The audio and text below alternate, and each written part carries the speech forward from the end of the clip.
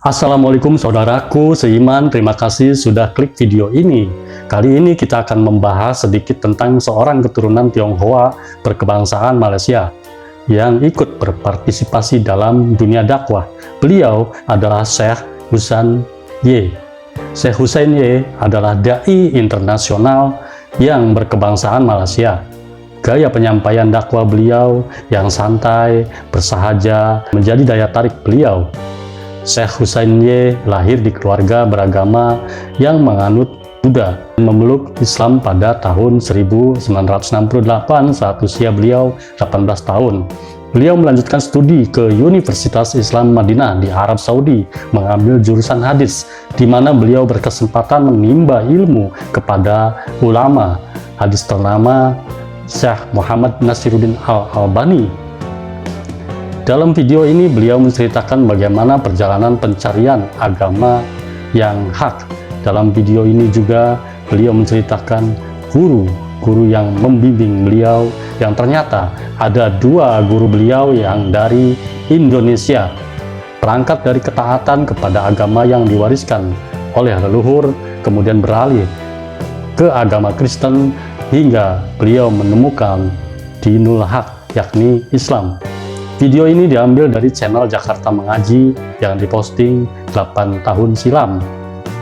Dikarenakan durasi video yang cukup panjang, sekitar 2 jam lebih, maka kami pangkas sebagian. Tetapi inti dari tema masih dapat kami sampaikan. Semoga menjadi hikmah. Jangan lupa untuk terus mendukung channel ini dengan cara subscribe, tekan tombol lonceng, like, komentar positif, dan share ke media sosialmu agar media sosialmu menjadi ladang pahala. Bagaimana kisah Syekh Husain Ye menemukan agama yang sejati, yakni agama Islam, agama fitrah bagi seluruh umat manusia. Waktu saya jadi Buddhis, saya khidmat dalam tempat Buddhist temple.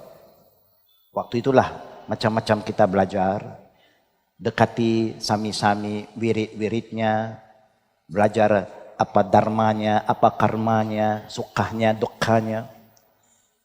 Dan saya banyak khidmat di dalam tempat ibadatnya. Waktu itu tahlul selalu, botak selalu. Ya. Ihram kadang-kadang.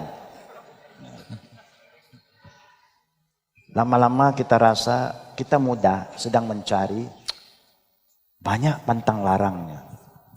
Kalau kita ikut agama Gautama betul-betul, bukan dia haramkan, tapi dia mendisiplinkan pengikutnya dengan makanan hanya sayur-sayuran, no killing. Ikan pun tak boleh makan. Kalau masak ikan, you kena bunuh ikan dulu. Bukan, takkan you makan ikan hidup-hidup. Bukan. Sayur bukan semua sayur boleh makan. Ada sayur yang halal, ada sayur haram. Sayur mana yang tak boleh makan? Contohnya, kita sini panggil apa? Tauge kan? Tauge. Bean sprout. Ya? Kecambah. Tauge. Kerana orang mau makan tauge, dia kena cabut dari akar. You sudah bunuh. Ya, tanaman itu. Kalau mau juga potong saja. Supaya tidak cabut sampai akar-akarnya. Apa yang membunuh, tak boleh. Lama-lama saya rasa ada kekurangan. Kita mencari kan. Kita hijrah ke agama Nasrani. Agama Nasrani ini dia pula luar biasa. Sana banyak tak boleh. Sini hampir semua boleh. Asal percaya sama Isa, semua boleh. He's your savior. Jadi mudah, kita orang muda memang senang dengan boleh. Ini boleh, itu boleh. Tapi cantik. Kerana dalam agama Nasrani lebih banyak cerita mahabbah, love. The power of love. Kita memang suka benda-benda yang love ini semua. Ya. Walaupun love is blind, orang kata. Ya. tertarik saya. Dan saya juga berkhidmat di dalam gereja. Itu tempat saya suka berkhidmat. Karena tenang jiwa kita. Tempat ibadat ini tenang. Ya. Bila saya rasa agama ini begitu betul, baik, kasih sayang, inilah yang saya akan bawa kepada kawan-kawan saya yang lain. Supaya mereka juga ikut. Maka untuk berdakwah saya kena mendalami agama ini. Waktu saya mendalami di Pulau Pinang, di negeri saya, waktu tempat yang saya memeluk agama Islam juga, timbul keraguan tentang konsep Trinity saja. 1 plus 1 plus 1 is 1. Itu mengganggu pemikiran saya. How can 1 plus 1 plus 1 equal 1? Karena dia ada konsep Trinity, the Holy Son, the Holy Father, the Holy Son, and the Holy Spirit.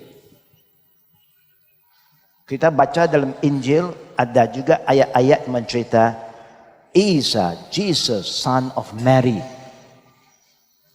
Tapi nanti jumpa ada orang kata Jesus is God, my Lord, and Son of God. Ini mengganggu pemikiran saya. Konsep akidah dia mengganggu saya. Saya tanya sama padri, dia tidak bisa meyakinkan saya. Susah saya nak berdakwah nanti. Dia kata, my son, be patient. Let the Holy Spirit come to you. Dia ada kepercayaan, tunggu. Rohul Kudus datang. Saya pun tunggu. Tak datang-datang juga. Allah Maha Kuasa. Kerana jiwa saya mau cari kebenaran. Saya mau cari yang hak. Saya nak mendekati Tuhan. Tak tahu mana Tuhan sekarang. Akhirnya kita membaca juga. Mengkaji juga sendiri. Susah ya. Masih banyak keraguan. Barulah Allah buka minda saya. Mau cari apa itu Islam. Nak tahu. Tapi mau baca Quran orang tak kasih. Itu tahun 60-an. Mau kasih Quran. Oh tak boleh. Ini najis. Ini kotor ini.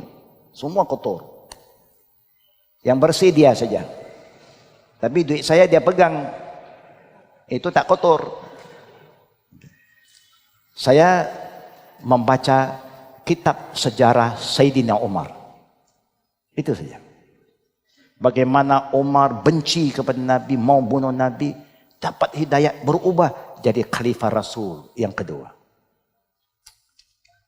Tertarik saya masuk Islam. Apakah waktu saya masuk Islam saya benar-benar paham? Tidak, tapi saya mau cuba. Kalau Quran ini boleh ubah manusia nama Umar, tentu Quran ini hebat. Benar. Bila saya memeluk agama Islam dengan izin Allah, Allah takdirkan saya ada guru, 2 guru daripada Indonesia, dari Aceh. Ya. Tapi sudah meninggal. Ada lagi 1 guru yang masih hidup, namanya Ustaz Zainal Abidin Zamzam, macam bapa angkat saya. Asalnya keturunan dari Banjarmasin. Ya. Dan guru saya yang Islamkan saya pula daripada India, Imam Masjid Pakistan, Maulana Yaqub Al-Ansari. Alhamdulillah, banyak kebetulan saya dapat bimbingan daripada orang guru-guru yang baik-baik. Barulah tahun 72 saya hijrah ke Madinah. Atas recommendation 2 kawan saya, orang Jerman yang memeluk Islam 2 tahun lebih awal dari saya. Datang ke Pulau Pinang, kami bertemu, dia ajak saya ke Madinah. Itulah yang saya ambil tindakan, berangkat daripada Pulau Pinang naik kapal laut 2 minggu sampai Jeddah.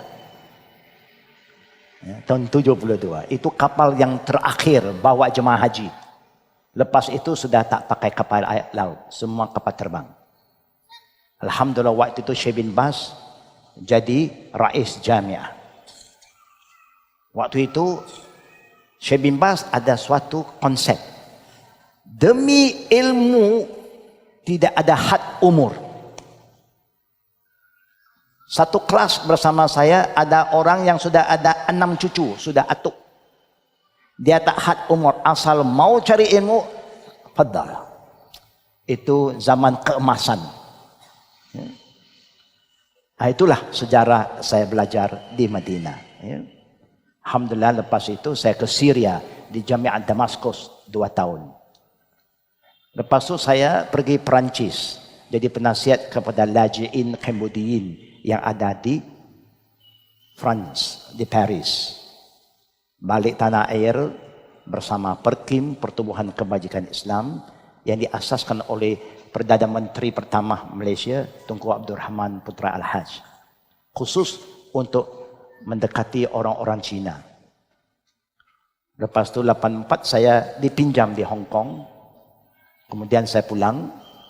Saya ditugaskan rantau Southeast Asia Pacific. Waktu itu banyak berjalan Indonesia, Taiwan, Hong Kong, China, Jepun, Korea, Fiji, Tonga, Australia. Lepas itu baru ke Timur Tengah, pergi Eropah. Itulah di antara sejarah ringkas saya. Jadi mudah-mudahan kita doakanlah supaya Allah tetapkan iman kita dan Allah bagi hidayat kepada keluarga saya yang masih belum Islam. Mudah-mudahan Allah terima amalan kita, maafkan segala kesalahan, kelalaian kita. Jangan lupa saudara muslimin muslimat. Jangan lupa untuk terus mendukung channel ini dengan cara subscribe, tekan tombol lonceng, like, komentar positif, dan share ke media sosialmu agar media sosialmu menjadi ladang pahala.